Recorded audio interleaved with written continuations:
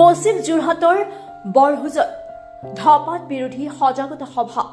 উত্তৰ পশ্চিম যোৰহাট উন্নয়ন খণ্ডৰ অন্তৰ্গত অসম ৰাজ্যিক গ্ৰামীণ জীৱিকা অভিযানৰ অঞ্চল গ্ৰাম্য সংগঠনৰ আজি একাদশ বাৰ্ষিক প্ৰতিষ্ঠা দিৱস আৰু ধপাত বিৰোধী সজাগতা দিৱস অনুষ্ঠিত কৰা হয়। পশ্চিম যোৰহাটৰ বৰহুজ গাঁৱৰ স্থায়ী ৰংগমঞ্চত যোৰহাট জিলা ধপাত নিয়ন্ত্ৰণ কোষৰ সহযোগত অনুষ্ঠিত হোৱা অনুষ্ঠানত কেইবাজনো বিশিষ্ট ব্যক্তি উপস্থিত থাকি বক্তব্য আগবঢ়ায়। বিভিন্ন কাৰ্যসূচীৰে অনুষ্ঠিত হোৱা এই অনুষ্ঠানত স্থানীয় ৰাইজ আৰু সংগঠনৰ সমূহ কৰ্মকৰ্তা উপস্থিত থাকে। যোৰহাট জিলাৰ উত্তৰ পশ্চিম উন্নয়ন খণ্ডত হেকৰগড়াৰ আমি অসম ৰাজ্যিক গ্ৰামীণ জীৱিকা অভিযানৰ ৪৬ নং চাৰিঙা গাঁও পঞ্চায়তৰ অঞ্চল গ্ৰাম্য সংগঠন ২০১৩ চনৰ ২৭ ডিচেম্বৰ তাৰিখে প্ৰতিষ্ঠা হৈছিলে আৰু আজি অঞ্চল গ্ৰাম্য সংগঠনৰ একাদশ বাৰ্ষিক প্ৰতিষ্ঠা দিৱস। আৰু ইয়াৰ লগতে আমি প্ৰতিষ্ঠা দিৱসটো কেৱল মেল মিটিং কৰি উদযাপন কৰিব বিচৰা নাছিলোঁ। ইয়াৰ লগতে সদায় আমাৰ অঞ্চল গ্ৰাম্য সংগঠনে জনকল্যাণমুখী কাম কৰি থাকে।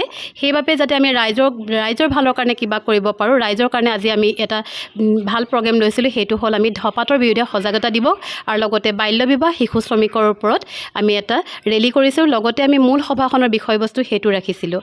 লগতে আমাৰ গাঁওখনৰ এভাগ জুৰীয়া নামঘৰ আছে, য'ত আমি সেই নামঘৰ প্ৰাংগণৰ প্ৰেক্ষাগৃহতে আমি মেল মিটিং কৰি থাকোঁ।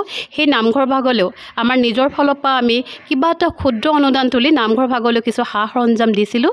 লগতে আমি নমামী মণ্ডল সংগঠনৰ অন্তৰ্গত এটা গ্ৰাম্য সংগঠন, তাৰ আমাৰ যিটো আমাৰ নাৰী কোষ আছে, নাৰী কোষলৈও আমি সকলো মহিলাই বিশেষ আমি পৰা নাই, কিন্তু আমি নিজৰ নাৰী কোষৰ কাৰণে সকলো মহিলাৰ পৰা ৫ টকাকৈ তুলি ৭৫০ টকা এটা আমি অনুদান তালৈ আগবঢ়াইছোঁ। আজি আমাৰ ইয়াত বহুতখিনি ডিপাৰ্টমেণ্ট আমাৰ আহিছে, আমাৰ DCP অফিচ আহিছে, জিলা ধপাত নিয়ন্ত্ৰণ কোষ আহিছে, লগতে আমাৰ আশা ছুপাৰভাইজাৰ অংগনবাদী আহিছে, আমাৰ গাঁৱৰ যথেষ্ট ৰাইজ আহিছে, VDP পাৰ্টি আহিছে।